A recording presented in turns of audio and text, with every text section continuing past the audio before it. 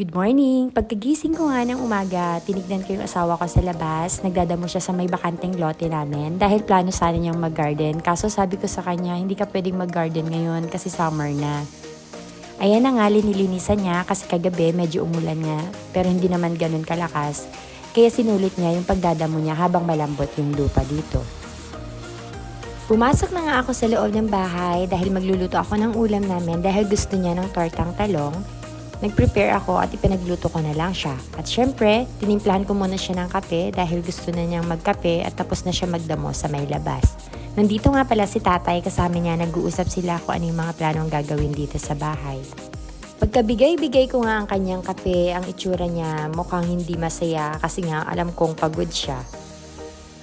Tignan niyo naman yung face niya. Tapos yung damit niya punit-punit na.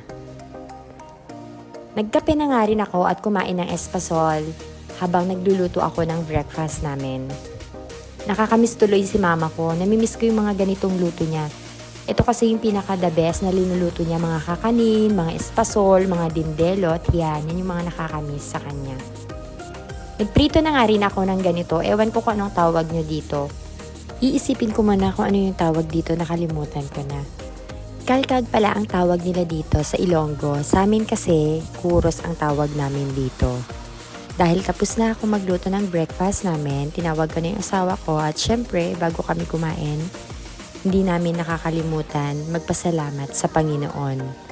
Napapasarap na naman yung kain ko kasi nandito yung husband ko, may kasabay na akong kumain. Dati kasi kapag kumakain ako mag-isa lang, tapos yung mga anak ko, pumasok na sila sa school. So ngayon, may kasama na akong kakain. At syempre, nagkaagaw na rin ako sa ulam namin.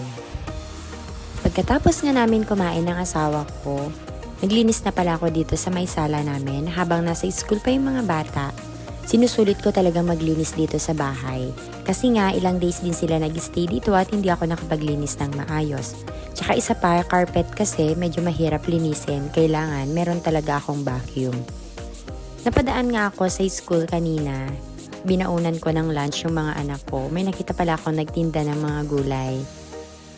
Sakto naman, nandito yung asawa ko ngayon. Sabi ko, mahilig siya sa mga gulay. Bumili ako ng mga alokbati, talong, sitaw, tsaka kamatis.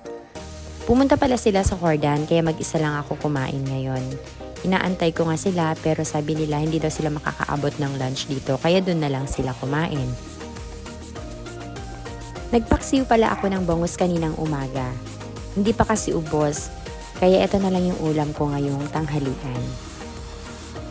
Nahinog na nga pala yung mangga na binili namin sa classmate ng husband ko. O siya, hanggang dito na lang muna. Don't forget to like and share my video. Bye-bye!